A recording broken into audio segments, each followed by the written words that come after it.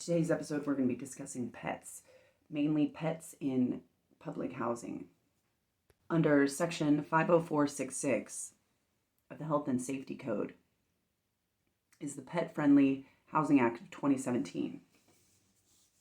More specifically, it states that the department shall require each housing development that is financed on or after January 1st, 2018, pursuant to this division, to authorize a resident of the housing development to own or otherwise maintain one or more common household pets within the residence dwelling unit, subject to applicable state laws and local government ordinances related to public health, animal control, and animal anti-cruelty. For the purposes of this section, a common household pet means a domesticated animal, such as a dog or a cat, that is commonly kept in the home for pleasure rather than commercial purposes. Nothing in this section shall be construed to limit or otherwise affect other statutes or laws that require reasonable accommodations to be made for an individual with a disability who maintains an animal to provide assistance, service, or support. Under the City of Los Angeles Pet Ownership and Publicly Financed Housing Developments, City Ordinance Number 186228, shall not be construed to limit or otherwise affect other statutes or laws that require reasonable accommodations to be made for a person with a disability who maintains a pet to provide assistance, service, or support. Emotional support and service animals in public housing, June 1st of 2020. This is from the Disability Rights California, or disabilityrightsca.org. A service animal is a dog that is individually trained to perform work or tasks that benefit a person with a disability, including a physical, sensory, psychiatric, intellectual, or other type of mental disability. An emotional support animal is any animal that eases the effects of a person's disability by providing comfort or support. A service animal may be trained by a professional, a friend, a family member, or the person with a disability. Questions that might be asked when accessing a public place or housing with a service animal, unless the disability-related need is readily apparent. Does the person have a disability-related need for the animal? What work or task has the animal been trained to perform? Questions that cannot be asked are: what is the nature of the person's disability, or what is their diagnosis? Can the person provide access to medical records to prove their disability? Has the animal been certified, trained, or licensed as a service animal? They cannot ask you those questions. A service animal can be denied access to certain locations if the animal poses a direct threat to others, the animal is not under the handler's care and control, or housebroken, and the animal's presence would fundamentally alter the nature of the goods, services, or programs. Unless your disability is readily apparent, the housing provider may ask you for documentation that states that you have a disability and documentation that also states that it is a disability-related need for the animal. So an ESA letter would suffice. They may not ask for your medical records. Reasonable accommodation requests may be denied if the animal is not necessary because of the handler's disability, poses a direct threat to other people or property, is not under the handler's care and control or housebroken, imposes an undue financial or administrative burden, or fundamentally alters the nature of the services that the landlord or the homeowners association provides. Direct threats must be based on an individual assessment of the animal that relies on evidence of that animal's specific conduct, not on fear, speculation, or past experiences with other animals.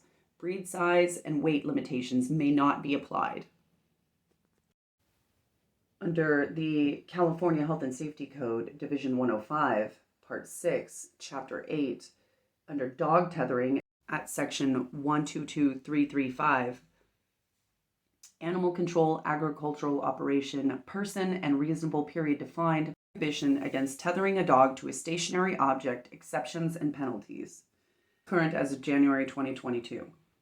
This California law is the state's dog tethering provision. Under the law, no person shall tether, fasten, chain, tie, or restrain a dog, or cause a dog to be tethered, fastened, chain, tied, or restrained to a doghouse, a tree, fence, or any other stationary object.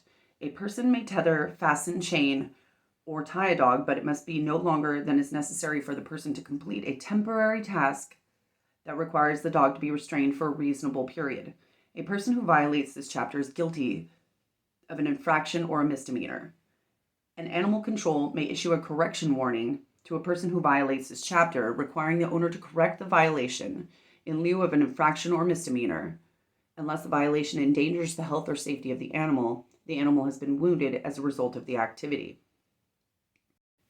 Under Section 597T of the Penal Code, it is allowable for you to attach a dog to a running line, a pulley, or a trolley system. Dogs shall not be tethered to the running line, pulley, or trolley system by means of choke collar or pinch collar. An infraction under this chapter is punishable upon conviction by a fine of up to $250. A misdemeanor under this chapter is punishable upon conviction by a fine of up to $1,000 as to each dog with respect to which a violation occurs, or imprisonment in a county jail for not more than 6 months or both. Nothing in this chapter shall prohibit a person from walking a dog with a handheld leash as long as the leash is not over 6 feet in length. That is what the California Penal Code states. You're not allowed to tie your dog up for more than 3 hours in a 24-hour period to any stationary object. County's leash law, for example, states that owners must restrain all dogs on substantial leashes not exceeding 6 feet in length while on public property or shared areas of private property. Code of Ordinances, Section 10.31.010. A dog may only be off leash on private property with the property owner's consent. It goes on to state that, is it illegal to let your dog roam in California? Yes, it is illegal to let your dog roam, referred to as running at large in most statutes in most cities in California. Like leash laws, each county has the right to enact its own unique statute regarding dogs running at large. Most counties have laws prohibiting dogs from roaming any public area, street, or park, as well as roaming private areas without the owner or lessor's permission. When off private property, the pet owner must leash the dog according to the county's leash laws. Do not have a fence or wall bordering your front yard, and your fence, if you do have one, is not sufficient as to stop or hinder the dog from being able to get over the fence or get through it, then the same law applies. Your dog must remain on a leash or otherwise confined in most counties. You must restrain your dog even on private property. If your dog could otherwise run at large, the only time you may allow your dog to be off leash is in your yard if it has a wall, fence, or barrier that separates the dog from the public, that dog cannot breach that wall or barrier. California Disability Rights Group goes on to state that at the shelters, if they are offering overnight beds, that yes, you may have your service animal, and yes, you may have your emotional support animal if negotiated as a reasonable accommodation. You can find a reasonable accommodation form online, and I will try to post one in the description of this video. Shelters that offer day room services, the answer is yes for service dogs and no for emotional support dogs. They are not required to allow you to have your ESA. Businesses, coffee shops, restaurants, libraries, and hospitals are also not required to allow you to have your emotional service animal. Hotels, the same thing. And then additionally, you also need to have your pet vaccinated and up to date on their shots. A vest or certificate to identify your animal as an assistance animal? No. You are not required for that for a service animal or an emotional support animal. You do not have to show a certificate or a vest or any of that nonsense. All you need is a letter from your doctor stating that you have a disability that requires you to have this animal. It could be a psychological disability like PTSD or something. It is under California Penal Code Section 597 that articulates about humane care of animals. Humane care of an animal includes providing it with shelter, food, water, exercise, grooming if necessary, and veterinary care. California states that for proper health, pets should be examined by a vet once a year. A number of state and local laws prohibit animal cruelty. Crimes can be a misdemeanor or a felony. We already covered that. Animal cruelty can include every act, omission, or neglect that causes pain or suffering. Dog locked in a car. And under California Penal Code 597.7, it goes on to talk about a dog locked in a car, states that an animal may not be left unattended in a vehicle if the animal would suffer because of heat, cold, lack of adequate ventilation, food or water, or other circumstances that could reasonably be expected to cause suffering, disability, or death. Putting an animal in a very hot vehicle, or even at 75 degrees, with the windows even slightly open, the interior temperature of the car will reach 100 degrees within 30 minutes, if not 15 minutes, even on a cold day. So think about that before you put your animal into your car, especially if it is a sunny or warm day. The ambient temperature, it doesn't even really need to be in the sun. The ambient temperature will heat up the interior of the car at a very rapid rate. As a matter of fact, the first 30 minutes are critical. The car will always hit an interior temperature of 100 degrees. Tables for the rate of increase in the internal temperature of a vehicle can easily be found online. It's important to always be mindful of this and avoid the worst possible scenario, and that is that you put your dog in this situation and you come back to your vehicle and the dog is dead. And that's what we're trying to avoid here. The Pet Assistance and Support, or PAS program, was intended to allow homeless shelters to reduce barriers for those individuals experiencing homelessness with their pets. By making accommodations for pets, we bring individuals into shelters who would otherwise not receive services in shelter. Program grants will be between $100,000 and $600,000. The NOFA was authorized for approximately $10 million in pet assistance and support program funds. Qualified homeless shelters shall provide eligible uses of funds to include the provision of shelter, pet food and supplies, and basic veterinarian services for pets owned by individuals experiencing homelessness, along with staffing and liability insurance related to those services. Shelters must commit to meeting the following conditions: has rules of conduct and responsibility regarding pets and their owners, provides shelter for pets such as crates or kennels either near bedding areas or in separate areas, or have similar setup that ensures the safety and well-being of pets and humans, provide food for the pets of the individuals in homeless shelters, and offers the services of a veterinarian, including but not limited to spaying and neutering services, vaccination, and behavioral support. The hcd.ca.gov, you will be able to find the documentation about the Pet Assistance and Support Program. And you will be able to look at the table and see if your housing facility indeed got this money. They just issued checks in June. The sunset date for the application process period was in April of 2022. So they just issued a second round of funding. If your shelter is not providing these services for you and you see them on this list, you can contact us. We will try to get you in on this roster of people that we have that are experiencing the same thing. And I've seen it happen personally many times. So I know for a fact that it does happen. And we have been trying to get this issue heard by someone, because I believe that it is illegal for potentially a criminal act for a housing provider to make you make this decision between the streets, your pet, or put your pet in a dangerous situation. California Penal Code, Part 1, Title 14, Malicious Mischief. Section 597A states that except as provided in the subdivision C of this section under Section 599C, every person who maliciously and intentionally maims, mutilates, tortures, or wounds a living animal, or maliciously and intentionally kills an animal is guilty of a crime punishable pursuant to subdivision D. Section B states that except as otherwise provided in subdivision A or C, every person who overdrives, overloads, drives when overloaded, overworks, tortures, torments, deprives of a necessary...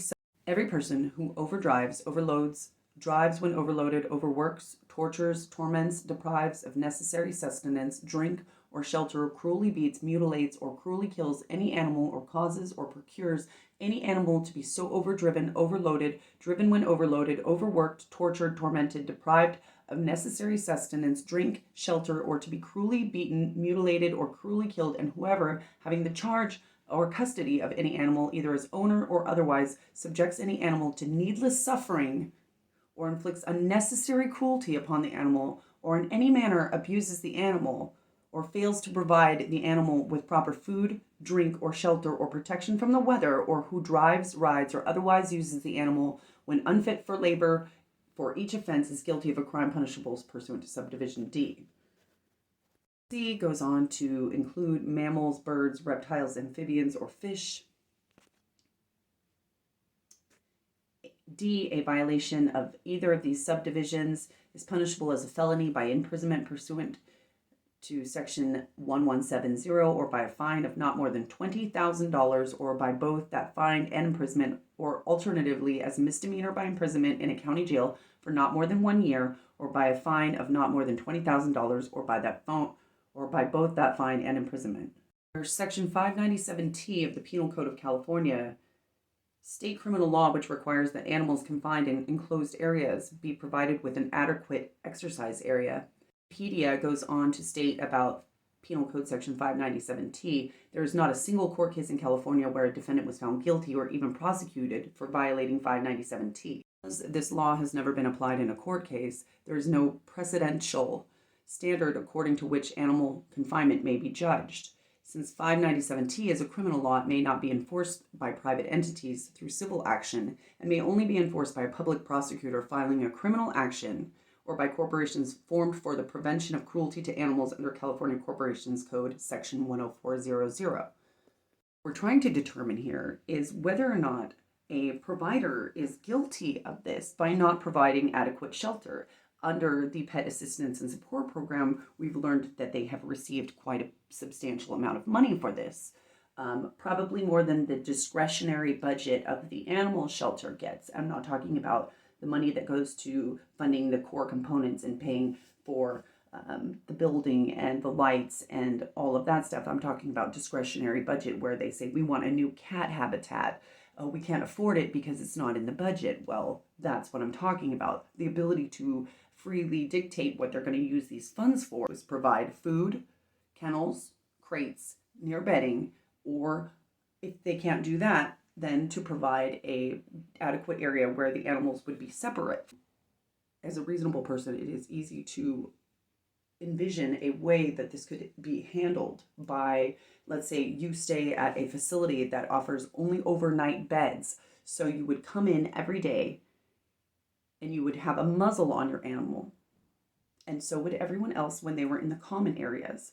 However, you would be allowed to check out or rent without fees a kennel or crate that was applicable size for your animal. And then you would be required to return it in a clean condition, and they would provide for you an area where you could clean it with a little hose, and then there would be a dog run outside. These things are very inexpensive to construct. And so the question is, why did they not construct it to limit their liability ultimately? That is what the question is. Instead, they're forcing people to make these very dangerous decisions. I'm going to put the animal in the car because I'm under duress. I'm being told that I'm going to lose my housing and I am scared. And so I'm being put under duress and I'm going to put the animal in a dangerous situation, thereby opening myself up to the liability of a criminal act. Now I've just participated in a criminal act because I've been under duress and I've been forced with this decision. One, get rid of my baby, and then I would be emotionally ruined. Two, I can exit the program out onto the streets, which is very, very inhumane as well to me personally and my animal, because now we're going to be outside. We've tasted what it's like to be indoors. We've gotten to take a shower, wash our hands, have some sort of humanity, and now we're being booted back out into the streets. And it's unfair because every resident is supposed to be upheld to the same rules. There should not be different rule structures for different tenants within the same building. Like I had said in a previous episode, I had said that if your building has separate rules for tenants that all reside in the same building, separate rules for different tenants that reside within the same building, then those tenants have their quarters separate. There has to be separate rules for this section, separate rules for this section. There have to be reasons why, and they have to give you the rules and your rights and responsibilities and why are they separate, and this is why, and this is our program, and these are the things that define the differences in our programs. Okay, we have people who are chronically homeless that have been homeless for a considerable amount of time. That's a lot of trauma to have forced onto someone, and now they're being asked to make this epic decision to where they have to get rid of their pet, go back onto the streets, or put their pet in a very dangerous situation, which actually is illegal in California. So no one can actually force you. It is illegal for them to coerce you or force you into making this decision. Traumatic incident that could have been avoided, foreseeably avoided by taking preventative measures. And in this episode, I just presented to you all of that evidence that would dictate that, yes, indeed, that would be criminally negligent, but not so much negligent as a criminal act in itself, because there's no way, you cannot tell me that a particular individual does not know that putting a dog unsupervised outside while they're in the facility could potentially lead to the dog getting injured, the dog dying, or someone else getting injured or dying, or something happening, a destruction of property. Maybe someone else gets killed while trying to save the dog's life because the dog got tangled up in the tracks. You never know what the situation could be. And we're trying to avoid that. The reasonable person never sets out with the intention to harm others. That doesn't mean that animals are excluded from this. That means that everything, they don't set out with the intention to hurt animals. The ordinary situation here is that you have people who are chronically homeless that are trying to access housing. You have programs here that were designed and funded in order to get people off the streets and get them into permanent housing as quickly as possible. We covered that in another episode. And so here are the barriers, was what the government said initially when they started the Pet Assistance and Support Program. They said, this is a barrier. People having pets is a barrier for them accessing housing. We need to make provisions and provide a way to fund them in order for people to be able to access housing. And that requires that the facilities create these systems in which they could foreseeably prevent creating a liability when they were paid to do this specific thing and they have not done it. We were able to cover a very substantial amount of ground, and I think that we pretty much nailed down the fact that if you have a pet and you've been forced with this decision, you need to file a reasonable accommodations request form, and you need to have it be within the same components of what I stated in the video. I will put that into the description here so that you can refer to it. Interesting to see this. It'd be definitely interesting to see this play out as the first precedent for this 597T of the penal code. They would have to provide outdoor run area. They've never specified exactly what that is, but it needs to be some area for the dog to be able to move. Just like you have to have an acre per horse, you would have to have so much room for the dog to run around. It's very inhumane to keep a dog in a tiny cage. It's very inhumane to keep an animal in a cage, period. You don't want to be in a jail cell. Your animals don't want to be in a jail cell. Your animals want to be with you, unless you're just a horrible person. For the most part, your animals want to be with you. This is your family. This is who's been through all of this shit with you, kept you warm at night, has been your furry friend to the bitter end.